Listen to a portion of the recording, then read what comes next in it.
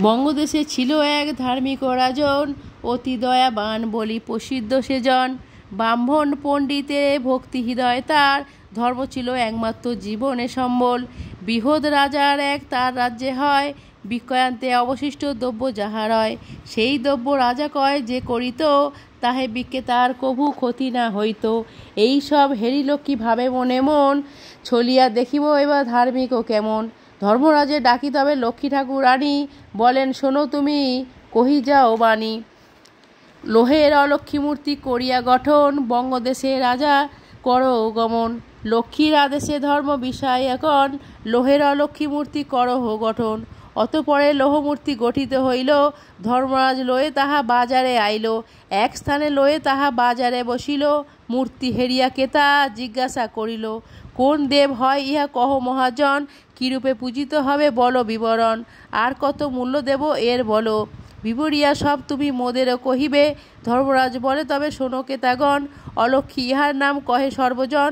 100 টাকা পেলে বেচিতে পারিব, যেবা দিবে তারে আমি মূর্তি যে দিব। অলক্ষ্মীর নাম শুনি যত কেতাগণ, মুখ ফিরাইয়া সবে করিল গমন। অধিকন্তু দোকানিরা আর যত ছিল, বাজারেতে ধর্মে আর রহিতে না দিল। নিরুপায় হয়ে ধর্মরাজ পথে যায়, কেলবে মূর্তি বলি চিৎকার করে। শুনিতে পাইয়া রাজা ডাকিয়া ধর্মেরে, কিসের মূর্তি বলো জিজ্ঞাসা তাহারে। ধর্ম কহে অলক্ষ্মী মূর্তি ইহা হয়, যে দিবে উচিত মূল্য দিব যে তাহায়। শুনিয়া এহেন নাম রাজা ভীত হন, কেন বা ডাকিনু বলি ভাবেন তখন। অতঃপর আপন প্রতিজ্ঞা অনুসারে 100 মুদ্রা দিয়া কিনিল মূর্তিরে। মূর্তি লইয়া রাজা গেল অন্দরেতে, কহিলে যত্নেতে তা রানীরে রাখিবে। রাত্রিরে নিশ্চিন্তে রাজা করেন শয়ন, কিছুক্ষণ পরে শোনে করুণ কন্দন। তখনই উঠিয়া রাজা করেন শয়ন, কিছুক্ষণ করে করুণ কন্দন। তখনই উঠিয়া তিনি চলেন বাহিরে, দেবী সব সুন্দরী পাইল দেখিবারে। রাজন কহেন তারে, কে তুমি মা, এহেন গভীর রাতে কোথায় যাও। রাজার বচনে দেবী কহেন তখন, আমি রাজলক্ষ্মী তব শোনো হে রাজন, অলক্ষ্মীরে আনিয়াছ তোমারও আগারে। তবে আর আমি হেতা থাকি কি প্রকারে, যাও তুমি অলক্ষ্মী মূর্তি করো তুমি গৃহে করিবে বসতি। নতুবা আমারে তুমি দাও গো বিদায়, তিলার্ধ থাকিতে হেতা মন নাহি লয়। দেবীর বচনে রাজা ভাবে কিছুক্ষণ, অতঃপর তার প্রতি বলেন বচন, কি করিব মাতো মোর নাহি উপায়। ধর্মরক্ষা হেতু মূর্তি রাখিব নিশ্চয়, না চাও থাকিতে তুমি যাও অন্য স্থান। প্রতিজ্ঞা করেছি যাহা না হইবে আনো, ধর্মরক্ষা হেতু আমি সকলই সহিব। সহ যদি প্রয়োজন পান আমি দিব। এতে কহিল যদি লক্ষ্মীকে রাজন, লক্ষ্মী কহে রাখো ধর্ম হইয়া নির্ধন।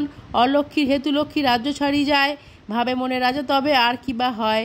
নানা ভাবনা তার রাত্রি কাটিয়া গেল, পরের দিন কন্দন শুনিতে পাইল। শয্যা ছাড়ি তাড়াতাড়ি বাহিরেতে যায়, অতীব সুন্দরী মূর্তি দেখিবারে পায়। জিজ্ঞাসা করেন তারে রাজা তখন, কোনজন হও তুমি কহ গো মাতা। সুন্দরী মূর্তি কয়ে ভাগ্যলক্ষ্মী আমি, ছাড়িয়া যাইব আমি যেন রাখো তুমি। আর যদি পারো তুমি ত্যাজিবা মূরতি, তাহলে করিতে পারি সেই স্থানে স্থিতি। রাজা কহে ধর্ম আমি ছাড়িতে না পারিব, ভাগ্যলক্ষ্মী তুমি কষ্ট সহিব। ভাগ্যলক্ষ্মীরে রাজা করিল বিদায়, ভাবে পুণ্য দেখিয়েবে হরে গিবা হয়। পুণ্য শুনিবারে পায় কে করিবে কন্দন, আর এক দেবী দেখিবারে পান। জিজ্ঞাসার জন্য গভীর রাত্রে কোথায় যাও, রাজার বচনে তিনি কহেন তখন, যশলক্ষ্মী হইয়া আমি শোনো হে রাজন, এনেছ অলক্ষ্মী মূর্তি গিয়েতে যে তুমি, সেই কারণে ছাড়িয়া যাই তোমায়। এত কই পূর্ণ রাজা শয্যা পড়ি যায়, কিছুক্ষণ পরে পূর্ণ কন্দন শুনয়। কে যায় আবার বলি বহিতে যান, পুরুষ ও নারীর মূর্তি দেখিবারে পান। উভয়ের প্রতি রাজা প্রণাম করিল, কে তুমি মাও হও দব দেবীকে কহিল। দেবী কয় শোনো আমি কুল লক্ষ্মী তব, রেখেছ অলক্ষ্মী বলি চলিয়া যাইব। রাজা কহে যাও তুমি না করিবারণ, ধর্মহেতু অলক্ষ্মীরে করিবে রক্ষণ। বাজারে ছাড়িয়া দেবী কুললক্ষ্মী যায়, পুরুষ ও রতনপতি মহারাজ কয়, কিবা তুমি কহ দেব কহ বিবরণ, কিহেতু আমারে ছাড়িবে কর গমন।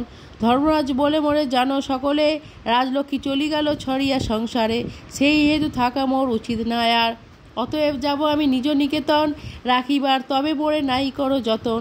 ধর্মরাজ্য বাক্য শুনি কহে মহারাজ, চিরপ্রিয় মরো তুমি ছাড়িবে গো আজ, তবে কেন ছাড়িয়েবে যাও মরে তুমি। যাও রাজলক্ষ্মী ভাগ্যলক্ষ্মী যশলক্ষ্মী, তেহা গিয়া জাগ মোরে কুলের যে লক্ষ্মী।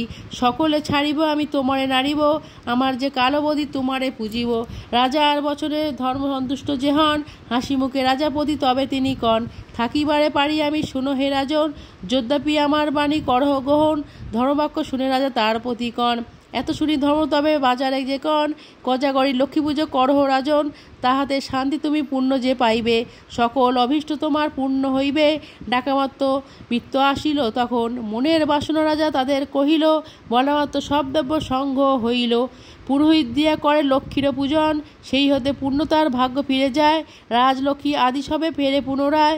এই হেতে পূর্ণতার সুদিন আসিল, মনোদুঃখে অলক্ষ্মী বনেতে চলিয়া গেল। ধর্মের তরেতে লক্ষ্মী মৃত্যুভূমে আসে, সব দুঃখ যায় তার করুণা বসে। অতএব হরিধ্বনি সর্বজন বলো, জয় জয় শ্রী কোজাগরী লক্ষ্মী।